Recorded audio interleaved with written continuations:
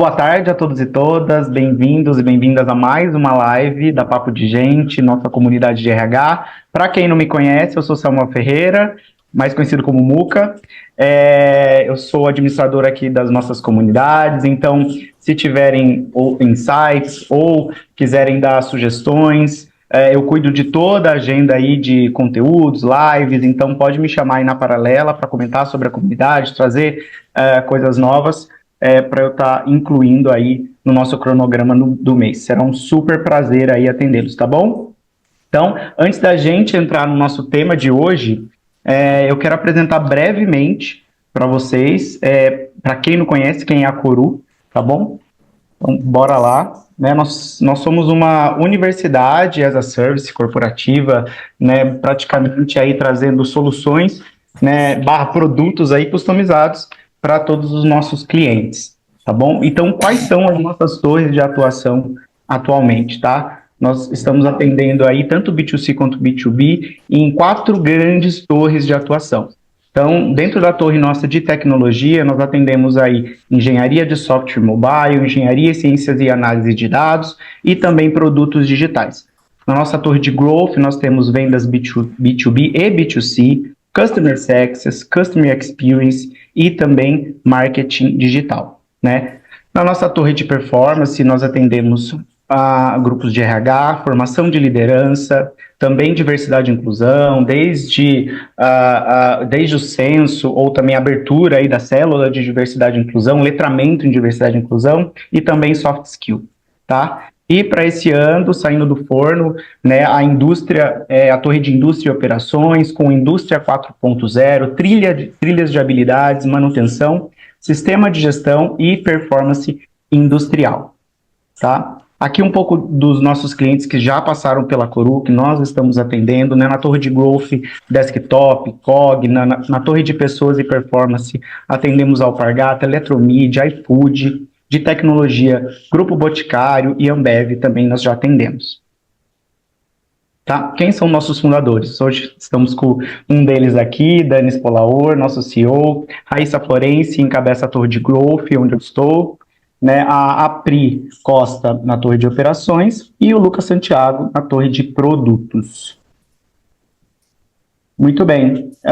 Então, se alguém tiver alguma dúvida sobre os nossos produtos, pode me procurar na paralela também, que eu faço depois a ponte com o nosso comercial para bater um papo com vocês, tá bom? Então, agora eu queria fazer um pedido para quem está aqui no ao vivo, tá? Eu queria que você reservasse um tempinho, não precisa ser agora. Gabi, pode deixar o link para o pessoal aí. Eu gostaria que vocês nos ajudassem. Nós estamos fazendo uma pesquisa, então eu preciso da ajuda de vocês. É uma pesquisa especial, porque quem participar vai ganhar aí uma mentoria coletiva muito massa, né, sobre carreira, dicas valiosíssimas aí de um RH cada vez mais estratégico. Quem tiver com celular, tá aí o QR Code. Se não, o link vai estar no nosso chat, combinado? E antes da gente entrar no nosso tema de hoje, eu queria também fazer um outro convite para quem quiser participar do nosso programa de aceleração de RHs, nosso curso. Nós estamos com vagas abertas ainda, né? Para a comunidade Papo de Gente, nós estamos aí com 20% de desconto para quem faz parte da comunidade. Tá aí o QR Code para quem quiser fazer sua inscrição e saber um pouco mais sobre esse curso que está mudando o RH do Brasil. E nós temos aí também o link no nosso chat. Gabizinha, deixa aí para quem não puder pegar o QR Code, deixa o link aí. E quem tiver dúvida também pode me procurar. Novamente, eu faço a ponte com o nosso comercial. E bora para o nosso tema, então, hoje. Deixa eu ver se a Roberta conseguiu entrar. Conseguiu, Dani? A Roberta entrou? Cuca, tudo jóia? Tá Oi, aqui. tudo bem? Tudo jóia. E aí? Tudo bem, que bom que deu certo, tudo Tá certo. bom. Obrigado, viu? Obrigada. Boa. Estamos E aí? todos com problemas informáticos, né? Mas tá bom. Exatamente. Cara, engraçado, né? Tava funcionando tudo, menos o app aqui, né? Que quando a firma usa outro e você tenta usar na máquina, eles ficam desesperados, né? Não é a ferramenta oficial. É isso aí. É isso. Muito bom. Então, Bom. Tarde, gente. bora para o nosso tema de hoje. Queria agradecer aqui a Roberta pelo seu tempo, por ter aceito o convite, ter aceitado o convite. Dani, Também consegui um horário na agenda do Dani, ainda bem. Muito bom, obrigado pela presença dos dois. E então, bora para o nosso tema de hoje, que é sobre reflexões, né, sobre carreira e desenvolvimento e provocando aí os modelos atuais. Boa, e Legal, eu, gente, fazer um disclaimer aqui, né, Dani? Quem quiser ir mandando coisa no chat, interagindo, a gente é tudo inquieto aqui, né? Pode ir mandando mensagem e tal. Quem tiver com a câmera fechada, porque eventualmente não quer se expor, pode se expor, gente. A gente sabe que tá todo mundo tendo outra coisa para fazer também nesse horário, então tá tudo bem. Exatamente, Parece eu fico aí. de olho aqui no chat, viu, gente? Se tiver alguma perguntinha, eu passo para vocês. tudo bem. A Rô já é de casa, obrigado pelo convite, Rô. Para vocês saberem como é que a gente faz normalmente essas lives, né? Quando é um assunto mais pé no chão, a gente não chama a Roberta. Mas quando a gente precisa refletir, quando a gente precisa estudar, quando o negócio é mais viajandão, aí normalmente ela que vem. Para quem não conhece, a Rô, ela dá mentoria aqui na Coru, o curso de RH, vocês talvez tenham visto a foto dela ali para trás. É super estudiosa de RH, de cultura, de liderança, de transformação, lidera a área de RH do Banco Neon. Ela é uma Neoner, né? Então, super legal ter ela aqui com a gente. Vocês vão ver que o nível de profundidade é diferente do que a gente costuma ver por aí. Tudo bem. Ó, então é o seguinte, o que aconteceu nas últimas semanas na comunidade, mas eu acho que mais do que nas últimas semanas, o que aconteceu desde que a comunidade existe? Essa comunidade eu acho que nasceu em julho do ano passado, tá? Então a gente tem pouco menos de um ano e meio aí. E desde então, toda semana, para não dizer todo dia, para não forçar, mas toda semana alguém vai lá no grupo e fala assim, gente, alguém aí tem uma sugestão ou pode fazer um bench sobre modelos de carreira? Gente, alguém aí tá pegando e implantando Ninebox? Gente, como é que vocês fazem para acompanhar os PDIs e tal, tal, tal? Então, assim, basicamente a gente vai falar hoje de carreira, modelos e etc. Mas, se a gente fizesse essa live toda semana, a gente conseguia ter assunto para toda semana. É isso que acontece, né? E aí, Rô, já emendo passando para você, mas assim, tem uma pesquisa que eu gosto da Deloitte, essa pesquisa é do ano passado, eu acho, que mostra que 90% das empresas nos últimos 2 anos ou mudaram ou estavam mudando seus modelos de carreira, tá? Atualizando seus modelos de carreira. 90%. Essa pesquisa foi feita no mundo todo, ela não é um dado americano, é um dado mundial. Então, quer dizer, é muita coisa. E por que você acha que isso aconteceu? Você acha que o nosso modelo de ver carreira no mundo faliu? Assim, não funciona mais? Cara, é curioso, né? Porque quando eu comecei a trabalhar na área de gente, RH, people, sei lá, eu lembro que estava na moda o discurso do você é dono da sua carreira, e tem gente que ainda usa, né, hoje em dia. Você tem que ser protagonista, aqui não tem caminho, nananã, que veio, sei lá, dos anos 80, a galera começou a achar legal falar isso, né? Uma carreiras muito mais digitalizadas, começando a ir para um outro contexto, é quando veio com a internet e o mundo da tecnologia e um dos seus ciclos de explosão, veio todo mundo falar você é dono da sua carreira, porque ninguém tinha resposta, né, de que caminho de carreira tinha. E eram tantas possibilidades, tantos caminhos alternativos que tentar mapear era desesperador, e a galera começou a falar que não, você que é dono, ó, como você é protagonista. Não. Eu acho que eu tenho visto um movimento de novo, querer desenhar essas alternativas, principalmente dentro das empresas. Eu acho que não, vamos fazer ladder, trilha de carreira, o nome que for dar voltando, como uma cobrança. Acho que tem toda a discussão geracional, de o nível de ansiedade que o mundo tem. Acho que quando a gente pega até para filosofia, esse negócio de chamar de protagonista, falar que você tem que resolver tudo sozinho, num mundo incerto, numa empresa que você não sabe os caminhos para crescer, para se desenvolver, causa muita ansiedade, né? Então, acho que eu vejo muita pressão para a gente responder. Mas eu acho que tem tanta tendência que desestabilizou como que a gente entende os modelos de trabalho, desde desigualdade aumentando e aí subempregos ou empregos uberizados de uma forma geral surgindo. Isso traz outros modelos de contrato de trabalho, outros modelos de jornada e tal. Como também as carreiras de tecnologia, nômades digitais, as pessoas querendo trabalhar em diferentes empresas, a galera querendo modelos de contrato mais flexíveis, modelo de contrato de 4 dias na semana. Então, tem várias tendências que questionam modelos mais engessados de como fazer, né? Gestão do trabalho. Mas também eu acho que vem uma pressão das pessoas falando, não, tá bom, empresa, você não faz mais controle de jornada, porque você me dá flexibilidade, mas na verdade eu entendi que você me faz trabalhar muito mais quando você não me dá o controle de jornada.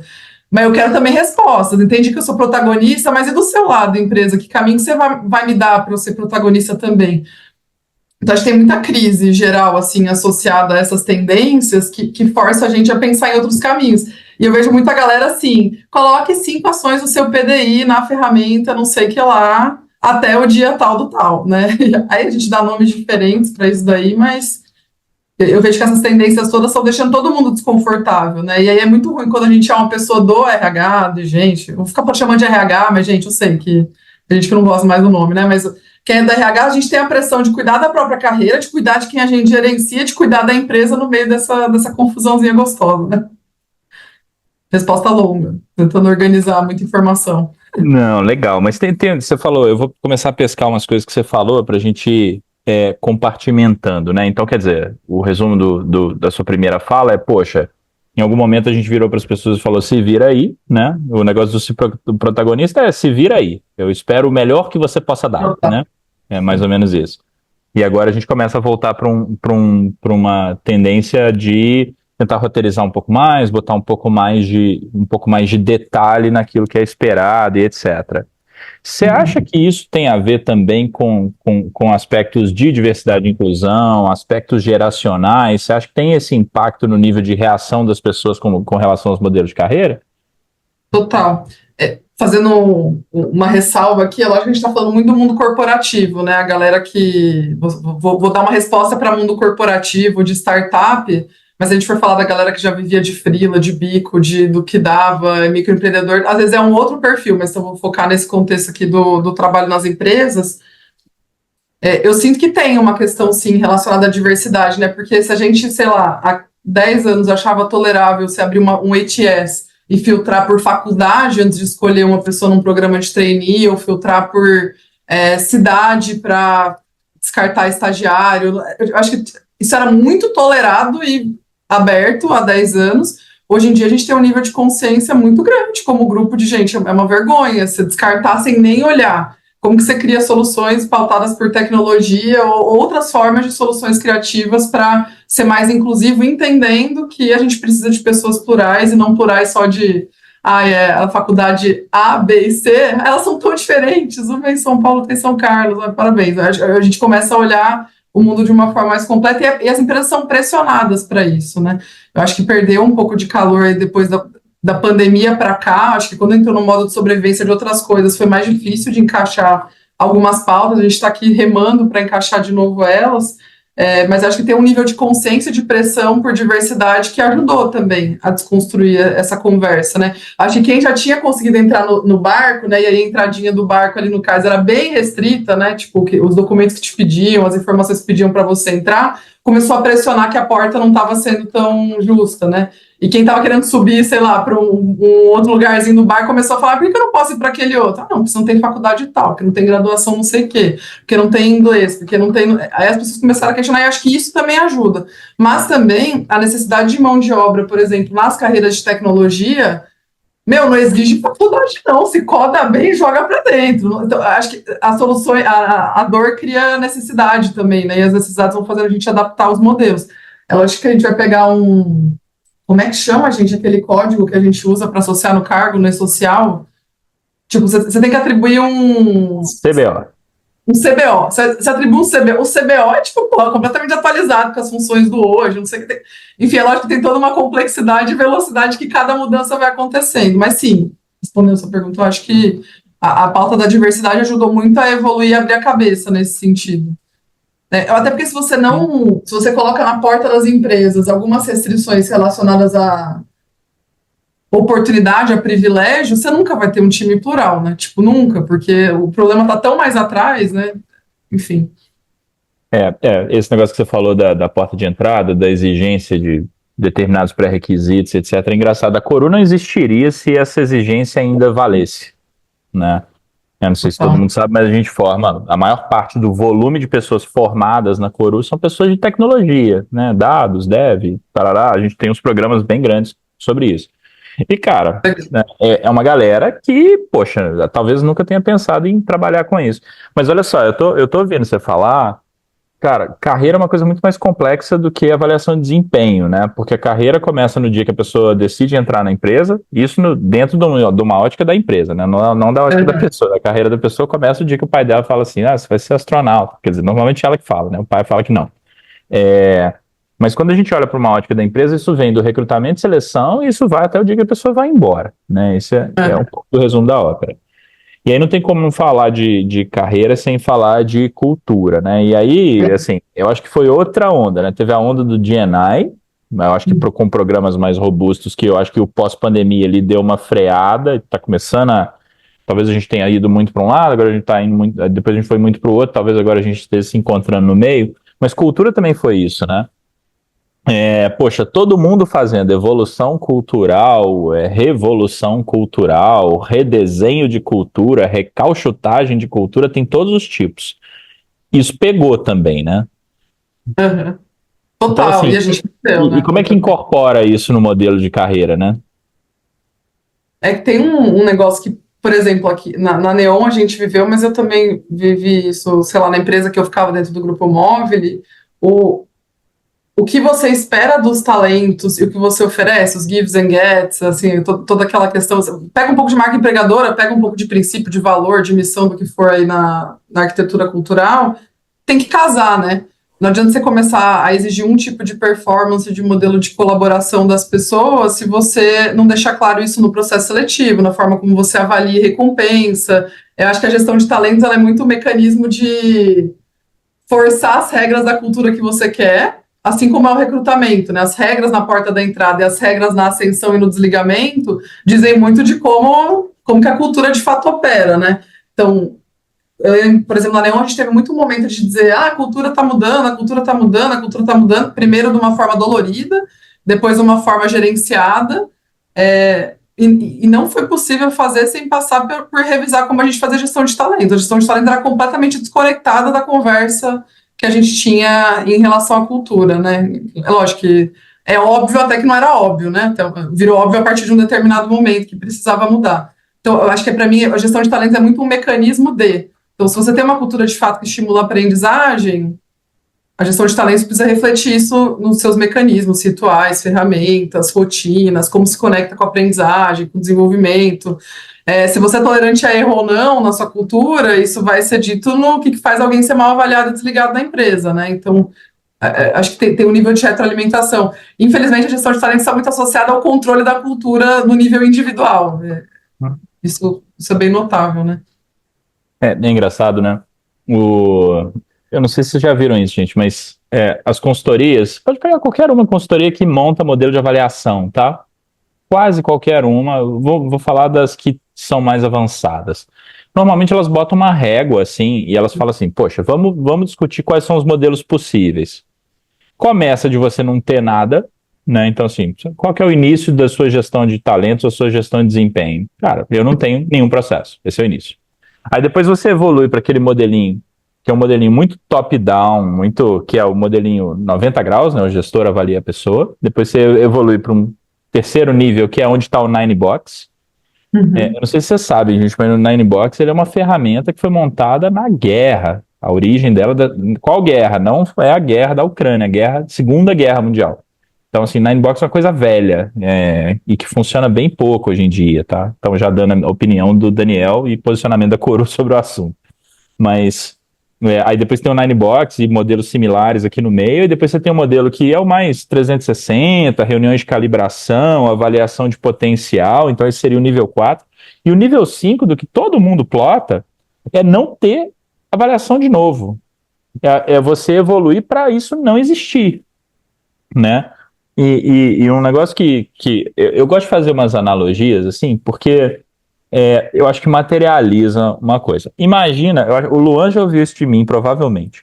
Mas imagina você tem um modelo que seja Nine Box, você tem um outro modelo que você dá um título para a classificação da pessoa, né? Ah, essa pessoa é alta performance, essa pessoa é baixa performance, essa pessoa tá no lugar e tal. E esses são os modelos hoje mais comuns. Imagina você chegar em casa, você encontra alguém da sua família e você fala assim: nossa, eu queria te dar um feedback, ô fulano. Você tá muito box set hoje. Cara, assim, você concorda que essa conversa não é normal? Isso não é natural para um ser humano. Assim, você tem uma conversa desse jeito, porque você tem que falar o box set, depois você tem que explicar o que isso quer dizer, e aí você tem que botar isso numa régua, porque senão a pessoa também não enxerga, e aí o negócio desanda. E a gente vai para dentro da empresa e fala assim, eu vou fazer igual. Isso é que acontece. Então, assim, eu acho que uma reflexão que a gente tem que ter é o seguinte: sempre que você tem um modelo de cultura, ou sempre que você tem um modelo de desempenho, de performance, ou de carreira, você tem que ir para um caminho em que você normaliza a conversa. Essa é a tendência hoje. Então, assim, poxa, a sua cultura ou os seus modelos, eles não podem ser modelos descolados de como a sociedade se comporta. Você pode até ter os princípios que ali no seu ambiente são mais importantes, os comportamentos que ali no seu ambiente você quer fortalecer, enaltecer, preservar. Isso é normal, né? Igual você tem regra dentro da sua casa, isso também é normal. Mas o que você tem que tentar fazer na média com os modelos é normalizar a conversa entre as pessoas, normalizar o feedback entre as pessoas. Essa é a grande tendência, né? Então, quando a gente olha esses frameworks que as consultorias colocam, o que eles querem dizer é isso. Poxa, a evolução do modelo é você normalizar a conversa. Você devia medir as relações, não medir as pessoas. É completamente diferente, né? Medir relação, tô falando assim, poxa, como é que a minha pesquisa de pulso pega o comportamento do grupo? Como é que a minha pesquisa de clima pega o comportamento do grupo? Como é que as conversas entre as pessoas e as pessoas sinalizam que estão conversando mais, o tanto gostariam ou não? Então, é mais por aí. Essa é a tendência máxima, né? Não quer dizer que a gente consegue fazer, mas é um pouco do coisa. Faz Viu, sentido?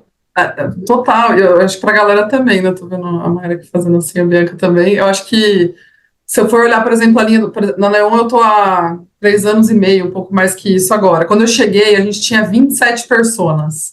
Ainda tinha nome de futebol, era uma coisa assim cafonérrima, era tipo jogador-chave, O craque. CEO era o Cruzeiro, Eu certeza. infartei. O CEO era o Cruzeiro. Ou a CEO era o Cruzeiro. Nossa, Certeza. assim, eu não tenho nem palavras. Eu lembro quando eu olhei, eu falei, gente, a crise é estética, além de tudo. Tem 27 personas, era o ó. Aí, sei lá, dava o feedback pra Fernanda, e a Fernanda, por que eu sou 3.21 e não 3.23? E a Juliana e a Emily são 3.27? Tipo, tinha um nível de granularidade e aquela tentativa grotesca de você fazer ser extremamente pragmático e matemático, um negócio que é enviesado. Você olhava 6 meses, avaliava ali, você bota um monte de gente para fazer a média, mas é viés puro, é puro suco do viés. Eu indico 2 amigos, 4 amigos, aí você restringe quantos, que tá todo mundo indicando uma cacetada de amigo.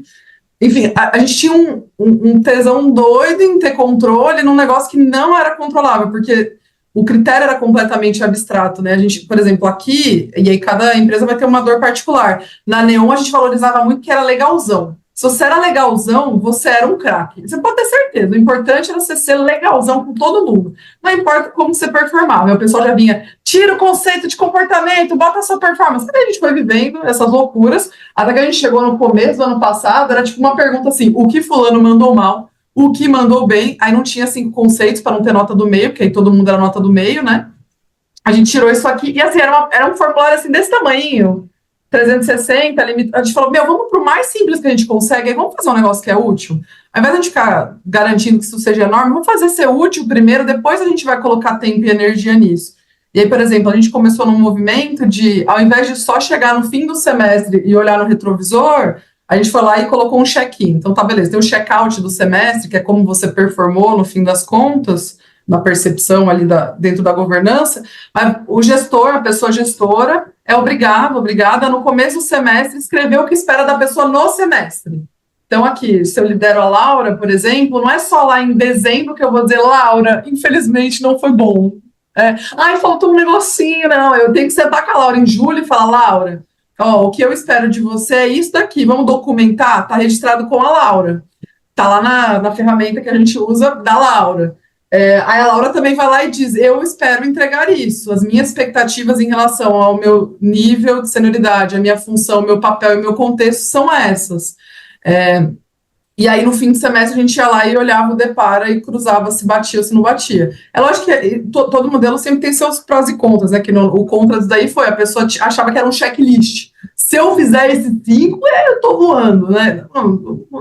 Tem mais do que isso, né? E aí o pessoal vai aprendendo a escrever melhor, a alinhar melhor essa expectativa. A gente colocou um checkpoint no meio desse check-in do check-out, que é basicamente assim, senta no meio do período e vê se aquele combinado lá do começo está fazendo sentido ainda, vê se tem alguma coisa para mudar.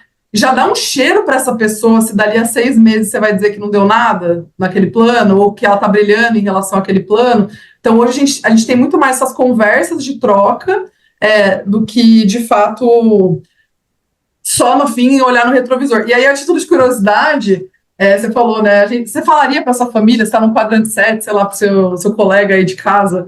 A gente fez a avaliação dos nossos cachorros aqui no nosso time no fim do ano passado. A gente pegou a nossa avaliação e ficou assim: o Cappuccino é assim, a Meg é assado, só pela zoeira, porque é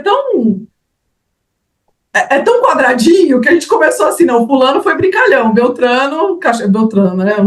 O cachorrinho aqui cagou direitinho na fralda. Tipo, a gente começou a brincar porque tava tão complexo, né? Tentar mecanizar a diferença que com o cachorro a gente não tem como, obviamente, dialogar, né? Obviamente que a gente tenta, mas vai ser divertido da gente pensar assim, quais seriam os critérios de sucesso, como que se alinha isso? Enfim, foi só uma brincadeira num team building ali. Mas é isso mesmo, assim, porque no fim das contas, qualquer.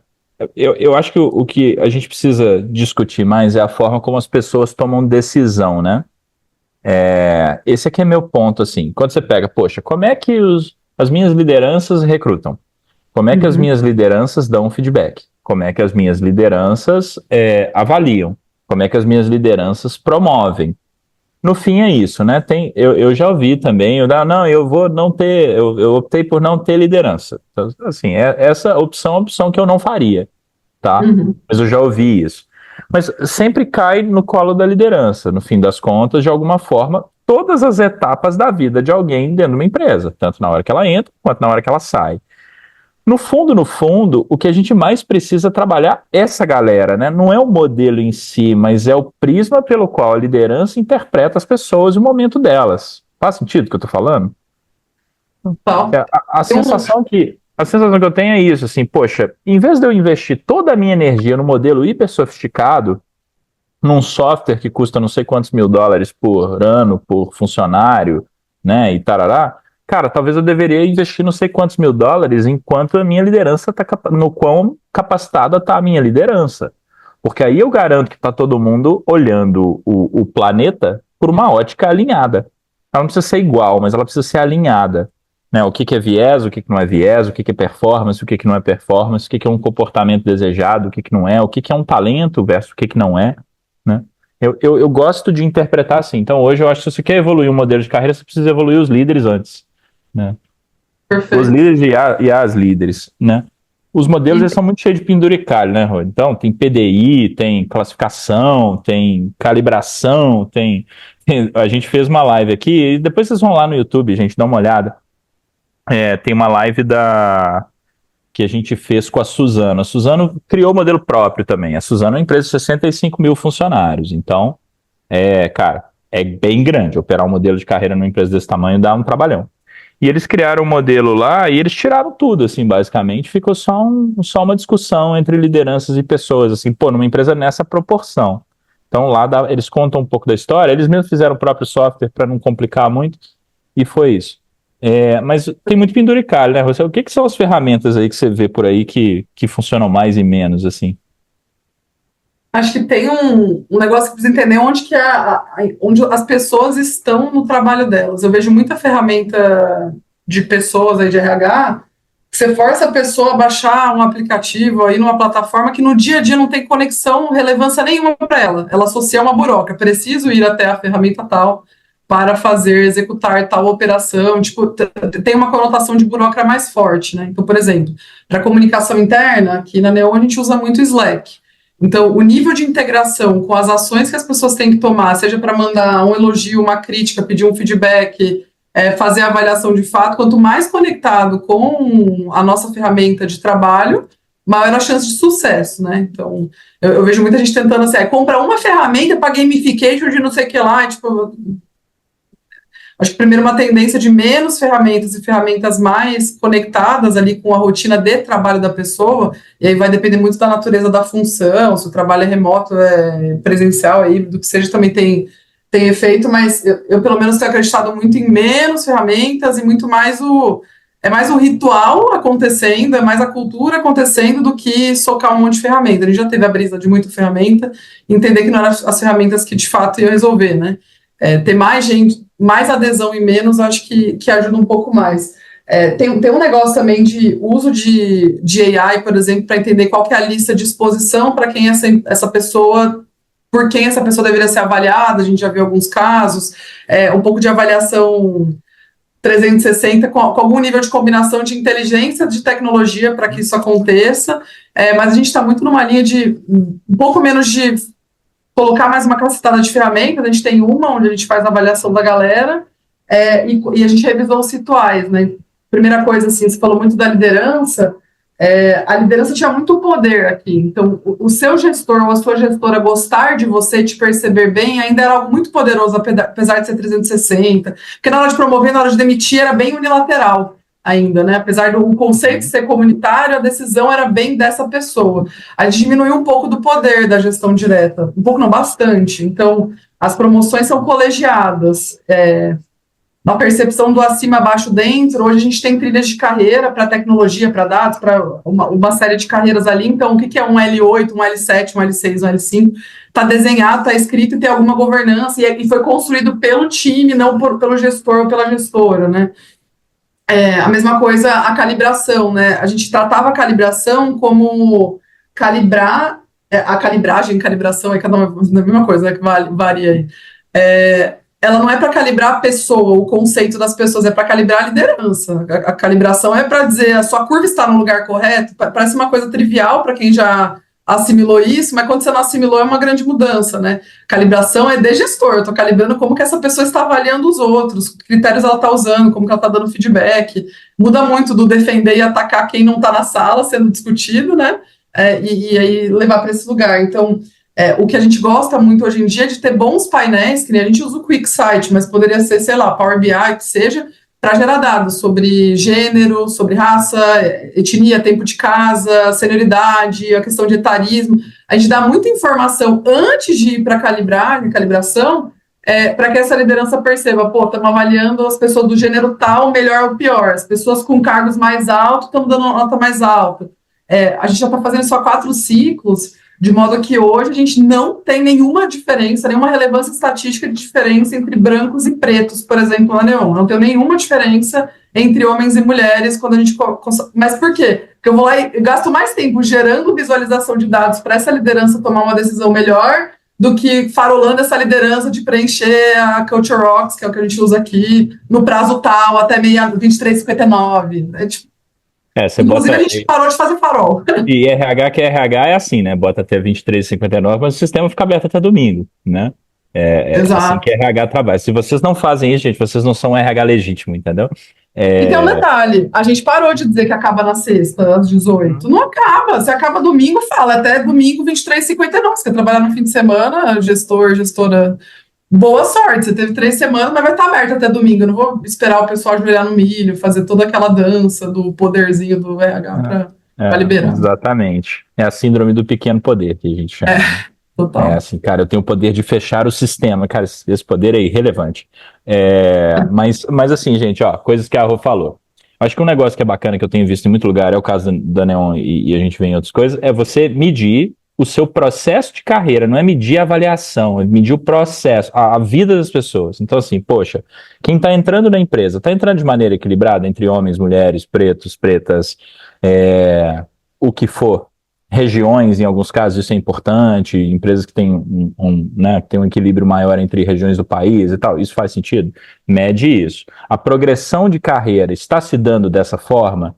Os desligamentos estão se dando dessa forma? É uma coisa que aí, um pouco da minha vida pregressa, mas quando a gente fechava listas de desligamento, tanto pelo processo de carreira, quanto eventualmente por um redesenho, por uma redução, a gente olhava a distribuição do perfil de pessoas ali dentro. Ou seja, eu estou desligando mais mulheres ou mais homens? Eu estou desligando mais pretos, pretas, amarelos, brancos.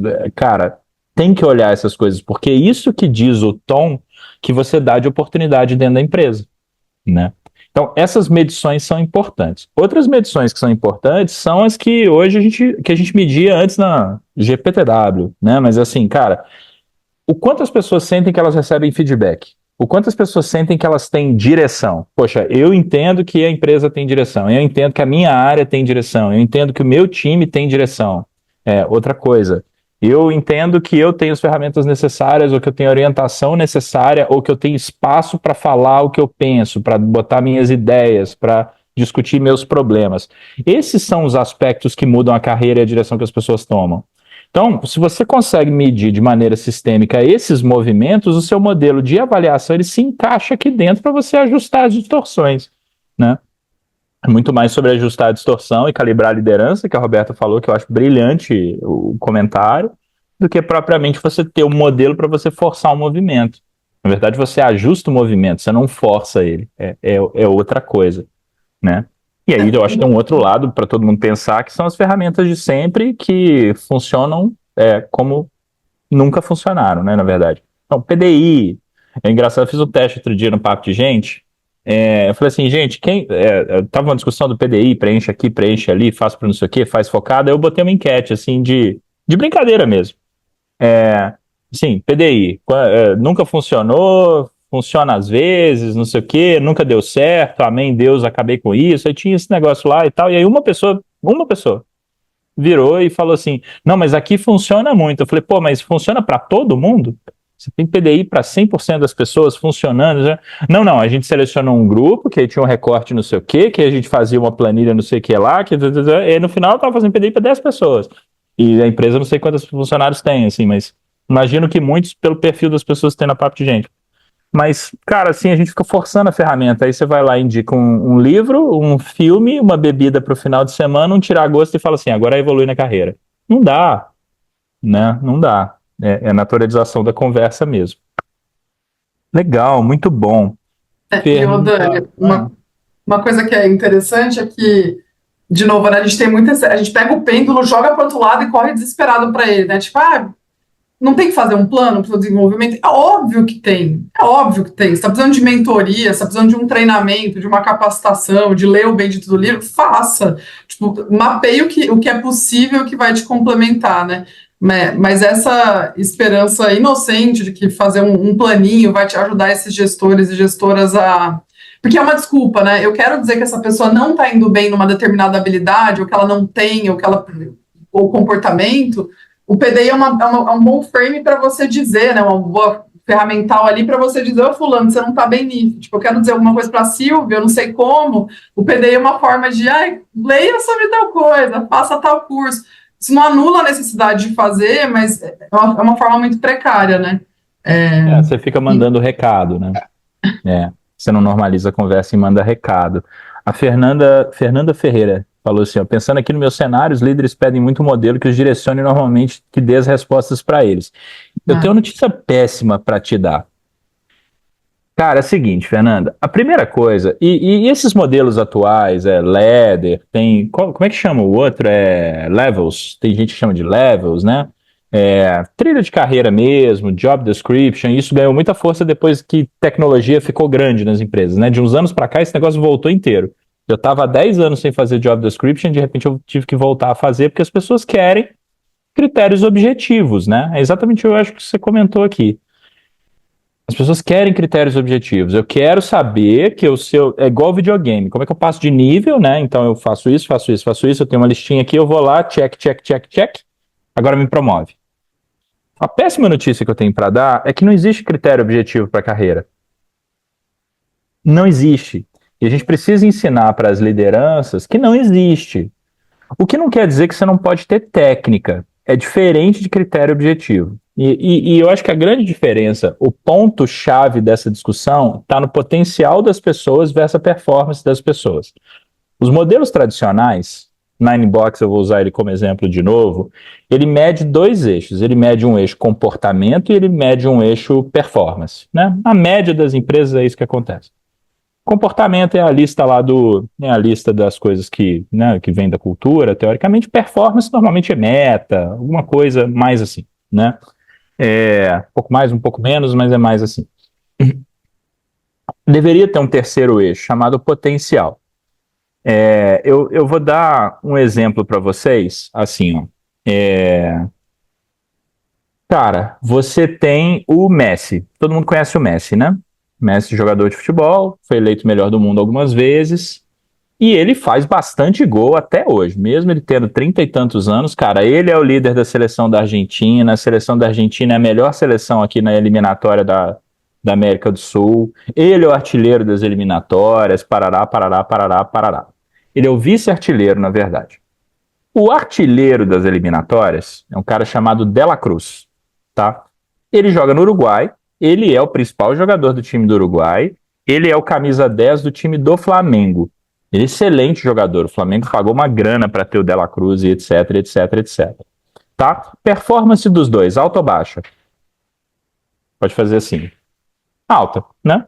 Os dois são artilheiros das suas seleções, duas seleções estão super bem.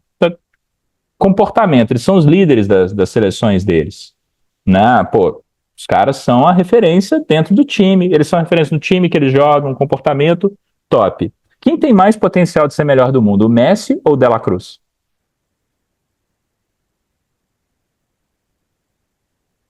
Na intuição, vai lá.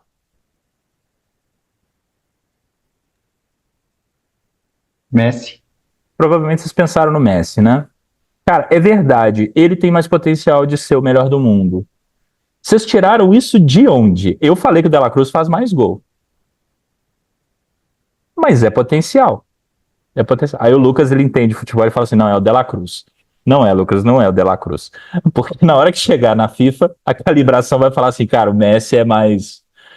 mas o que acontece na prática? Você tem um critério subjetivo que, baseado em uma série de coisas que você sabe sobre a pessoa, você consegue avaliar mais ou menos como ela vai se comportar no futuro.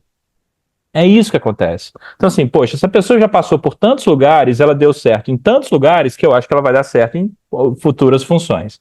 Pô, essa pessoa ela tem a habilidade de transitar entre projetos, corporativo, operação, campo, não sei o que me dá um indício que no futuro ela pode assumir um negócio maior. Ah, essa pessoa já liderou times de todos os tipos, não sei o que, tarará, que me dá um indício de que no futuro ela pode fazer uma coisa maior. Então, assim, quando você discute potencial, que é o critério subjetivo, aí sim você está olhando para, poxa, elementos que te fazem acreditar que aquilo ali um dia vai acontecer. Mas talvez um dia vá acontecer. E aí o elemento de potencial é o que mata toda a discussão de carreira muitas vezes. Porque as pessoas querem, as pessoas times querem critério objetivo, porque eu não quero ficar à mercê do meu gestor, eu quero ser protagonista da minha carreira, como a gente começou a live. E os gestores querem um critério objetivo para não ter a dificuldade de dar o feedback pro De La Cruz e falar assim, pô, De La Cruz, mas o Messi é um pouco melhor que você, cara, ele vai mais longe. E às vezes nem é o jeito certo de fazer, mas o ponto é difícil falar para alguém que ela não tem potencial para aquilo que ela almeja, mas às vezes a gente tem que falar. Ou a gente tem que dizer que falta alguma coisa, que eventualmente realizando aquilo ali vai acontecer. Então o critério subjetivo, ele não é tão subjetivo assim, ele pode ser estruturado, mas ele sempre vai fazer parte da discussão, né? E aí a gente tem que normalizar essa conversa com as lideranças também. Assim, cara, existe isso, as coisas são assim, a gente olha para o passado para projetar o futuro. Sim, comportamentos, resultados, histórias, é um pouco disso. Mas isso falando um pouco de potencial, é importante esse elemento estar considerado nas avaliações, tá? Muito bem. Gente, vocês têm perguntas? A gente tá com 10 minutos aqui, tem os comentários aqui. Tratamos esse conceito como agilidade de aprendizagem para tentar tangibilizar, mas ainda assim é subjetivo. Agilidade de aprendizagem até tem medição, mas eu diria, Nike, que agilidade de aprendizagem é um dos elementos que podem indicar que uma pessoa tem potencial, mas não é o único, tá? É muito importante olhar para essa história da pessoa, tá? Diga, Rô. E é engraçado, é que tudo é circular, né? A gente já usou o Learning Agility aqui, aí a pessoa que está hoje fazendo essa função no time falou, talvez valha retomar. Falei, se é para agora ajudar a gente, vamos lá. Um negócio que a gente tem feito muito também aqui, que tem sido bem relevante, tem pelo menos 3 ciclos que a gente faz, numa crença de que existem posições que são chave para esse momento do negócio, posições que, seja porque elas protegem valor ou porque elas criam valor, e tem talentos que são chave, seja porque eles são experts em algo ou porque eles são agentes de mudança, a gente mapeia essas 4 coisas, né? Posições chave para proteção de valor, criação de valor, pessoas chave porque são experts ou change makers, agentes de mudança. E aí a gente vai muito nesse lugar do todo mundo, obviamente, é importante. Se não fosse importante, a gente não tinha a equipe como ela está hoje. A gente acredita no valor do trabalho de todo mundo. Mas existem pessoas e cadeiras que são especialmente mais críticas para o sucesso de curto e de longo prazo do negócio. E aí a gente fica olhando quem que é sucessor ou sucessora para essas cadeiras do futuro, ou quem são pessoas que eu tenho que blindar e reconhecer e dar programas de desenvolvimento e dar reconhecimento financeiro a mais, porque estão nessas cadeiras e performando de forma diferenciada. Então, tanto na discussão da gestão dos talentos, como na discussão do potencial, entender cadeiras e bundas e o match deles ou não ajuda tanto na atração, como no reconhecimento, como na gestão da turma, né? Porque você olha o indivíduo, a pessoa é genial, eu sempre penso nesse caso, não, ela lambe o cotovelo, você não sabe, tipo, ela alcança a língua dá a volta no cotovelo 5 vezes, mas eu preciso disso para operar uma fintech? Não, então é um puta talento, um talentaço, eu não consigo fazer o que as pessoas fazem, eu preciso de alguém que faça isso na Neon hoje? Não preciso, pode ser legal no cofre, mas não é legal, então isso é mais esdrúxulo, né, mas às vezes tem outras habilidades, essa pessoa é muito boa nisso, mas é relevante para o meu negócio agora? Ou vai ser relevante daqui a 6 meses? Né? Acho que essas discussões também têm ajudado bastante, até na rotina mensal, por exemplo, dos HRBPs com a liderança, né? Então, que nem a pessoa que é minha HRBP aqui sentou comigo essa semana e falou, no time de pessoas, quais são as cadeiras-chave para os próximos 12 meses, para os próximos 6 meses, 3 meses? Você tem as pessoas certas sentadas? Não tem? Não. Então, a gente vai muito em cima da cadeira e depois a gente olha os popôs, né? Tipo, tentar também pensar na estratégia do negócio e então encaixar a gestão de talentos, né? Ó, a Cecília te mandou uma pergunta aqui, ó. Queria entender qual a estrutura de papo calibração com a liderança de vocês. Eu tenho algumas dificuldades com a comodidade dos líderes em relação a estudos e desenvolvimento. Hoje é a calibração? A gente, quando estava chegando em junho desse ano, eu conversei com a Camila e a JJ que cuidavam disso no time e falei, gente, já tá me dando pânico, você começa a falar com o time, já estão os BPs assim, putz, minha família vai me esquecer por 3 semanas, time de People Analytics já com o olho tremendo, assim, e era aquele processo que durava assim 3 meses, desde abre a ferramenta até o feedback na ponta da galera. Eu falei, e se a gente só fizesse em 1 mês? E aí o time falou, não, você falou que esse processo a gente não ia mexer nada. Eu falei, mas e se a gente se forçasse, tipo, arma na cabeça, você tem 1 mês só para fazer tudo, o que você cortaria? E aí a gente ficou 2 dias inteiros discutindo. Se você tivesse uma faca no seu pescoço, você não pode durar mais do que 1 mês, o que você faria? Porque calibração é aquele tipo de processo que a nossa mentalidade como RH fica tão fixa, tem que ter essa dancinha, tem que ter essas pessoas, tem esse objetivo, tem esse formato. E aí, quando a gente espremeu para tentar caber em 1 mês, a gente teria 1 semana para calibrar. A gente está com 1.300 pessoas aqui. Como é que você calibra todo mundo? Como é que calibra extremos? Hoje, a calibração nossa foi boa parte assíncrona. A gente tem uma cultura assíncrona bastante amadurecida em várias áreas, não é uniformemente distribuído, mas, em resumo, o time de People Analytics montou, assim, né? Então, tá aqui as curvas de tendência, tá aqui a questão do gênero, da raça, da etnia, pessoas com deficiência, tá aqui performance histórico, tá aqui posicionamento na faixa. Então a gente fez uma puta análise e indicou que pessoas que deveriam ser discutidas, e assincronamente as lideranças tiveram tempo de dizer, eu quero calibrar, eu quero provocar. Então a gente coletou muita coisa e discutiu pouquíssimo ao vivo, né? Até o marido de uma BP falou assim, nossa, nem parece que você viveu gestão de talentos agora, né? Ele brincou que foi indicador de sucesso. Então hoje a nossa calibração ela é muito mais enxuta.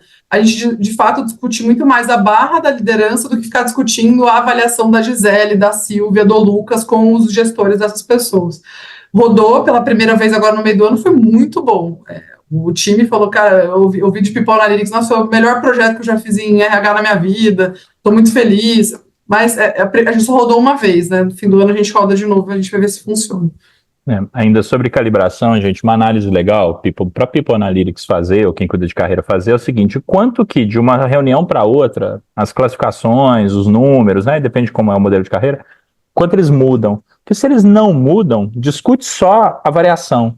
não discute tudo, né? Porque senão você fica lá chovendo molhado, eu acho que...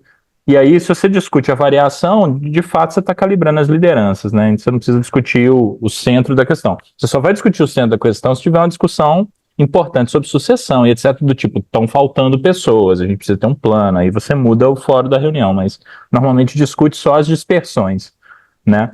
Aí o Luan falou assim, ó, pensando na Roberta falando sobre mapeamento de posições críticas ou de expert, vocês acreditam que o plano sucessório deve ser público para as pessoas envolvidas na discussão? Eu diria que não, porque as coisas mudam de uma semana para outra e você não pode prometer que aquela pessoa que está no plano vai ser promovida. Né? Você pode descobrir alguma coisa que muda o cenário, você pode descobrir alguma coisa sobre as pessoas envolvidas ou sobre a posição envolvida que muda o cenário.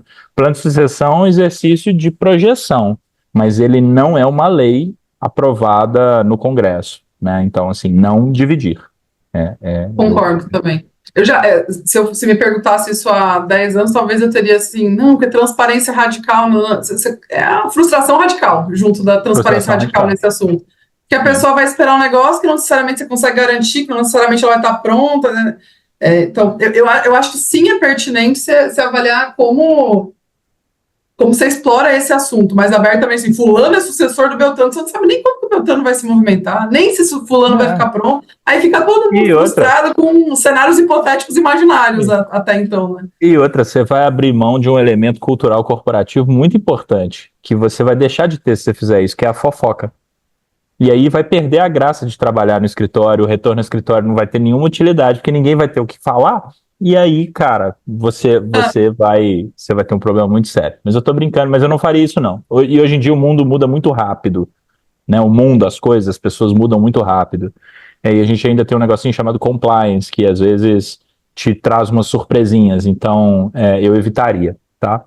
E a Juliana falou assim, gostaria também de saber como tratar melhor o plano de progressão de carreira, para não ficar uma ferramenta forçada e dando apenas recados. O que você chama de plano de progressão de carreira? É trilha? São as promoções? O PDI, né? Que o PDI? Um pouco sobre...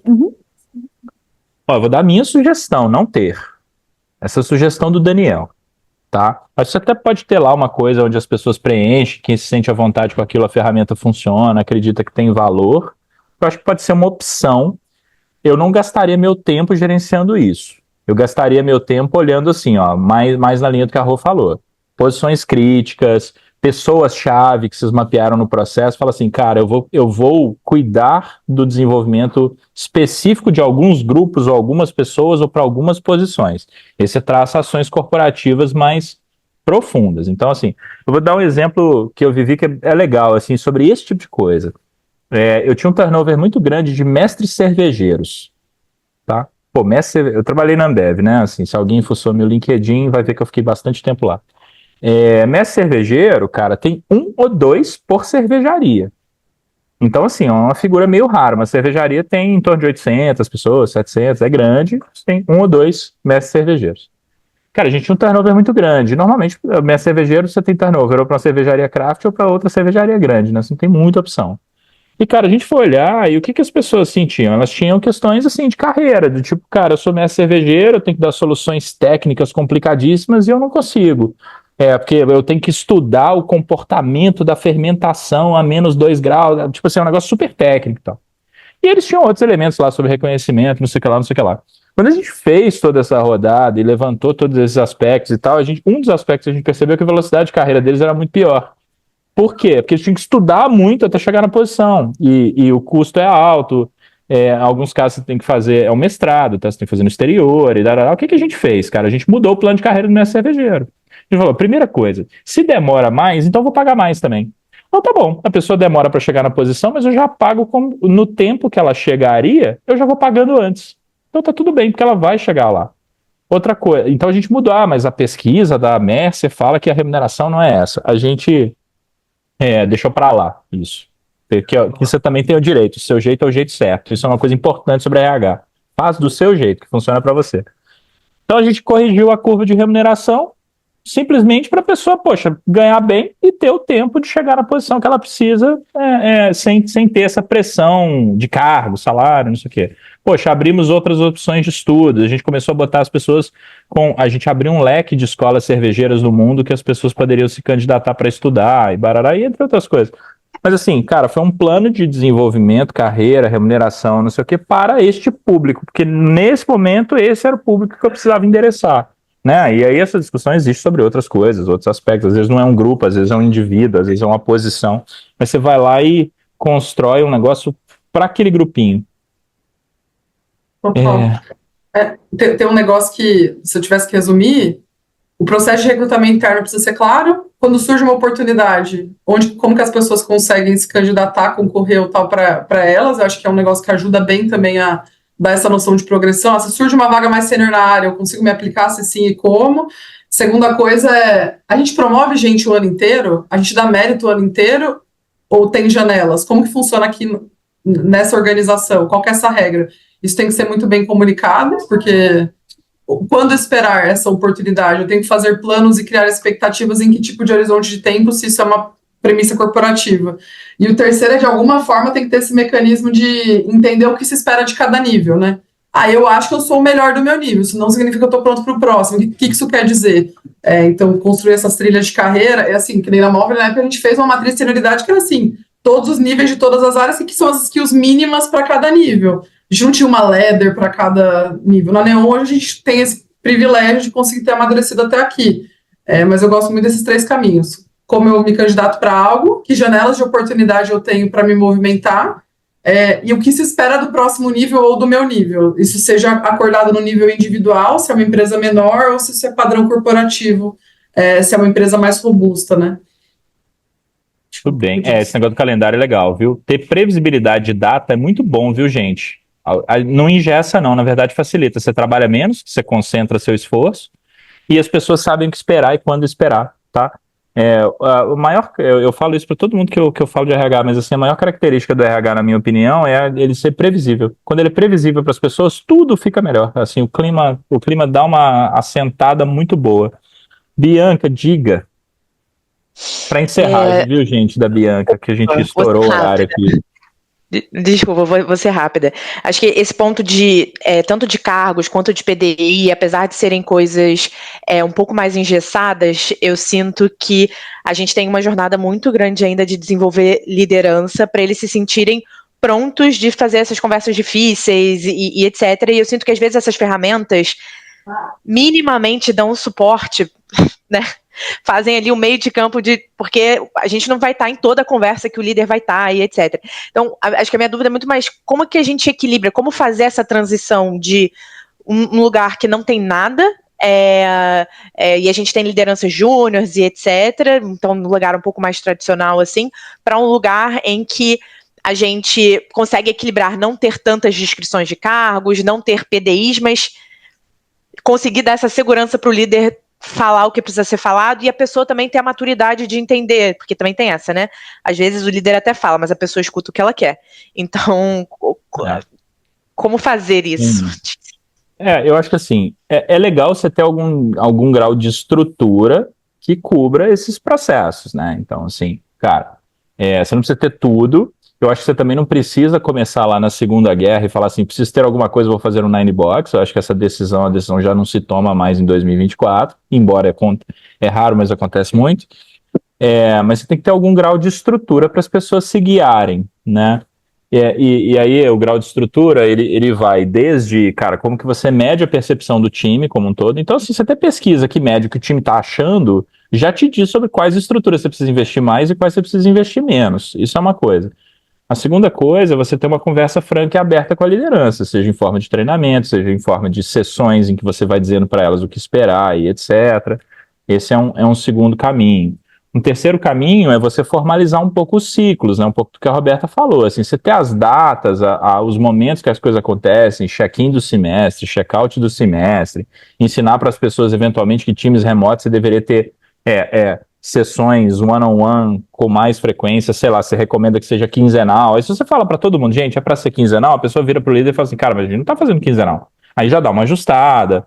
Então, assim, alguma estrutura precisa ter, assim, eu só recomendo não engessar demais. Mas você vai ter que olhar cada etapa do ciclo de pessoas, do dia que a pessoa entra até o dia que a pessoa sai e fala assim, cara, qual estrutura eu preciso em cada coisa, mas baseado em onde estão as distorções. Onde a média está se ajustando para o que você precisa, não necessariamente você precisa fazer alguma coisa, né?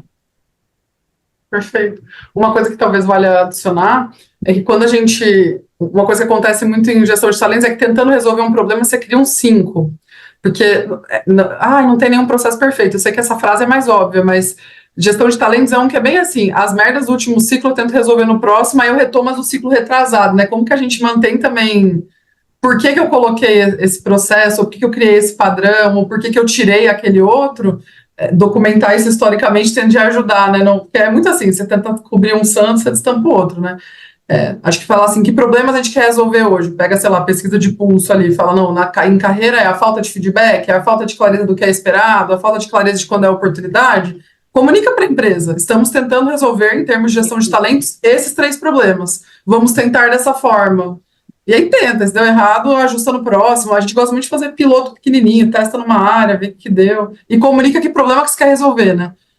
Acho que ajuda também. É ótimo.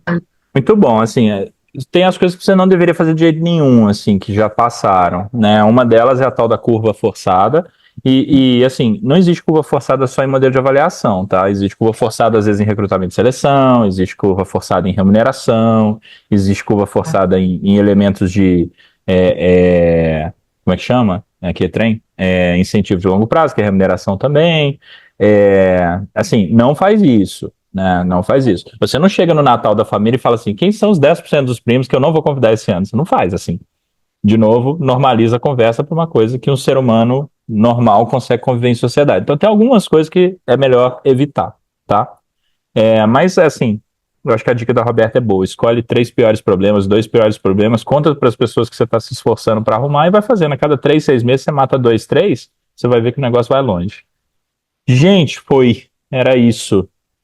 Vai precisar de outra conversa dessa, né? Com certeza, semana que vem, vocês registrem aí, vocês estão aqui assistindo, vocês registrem lá no Papo de Gente, quando surgir alguém assim, gente, alguém aí está implantando modelo de desempenho, vocês vão entender o que eu estou falando, porque esse assunto é mais do que mal parado no planeta. Legal? Total. É isso, Valeu, pessoal? Dani. Valeu, pessoal.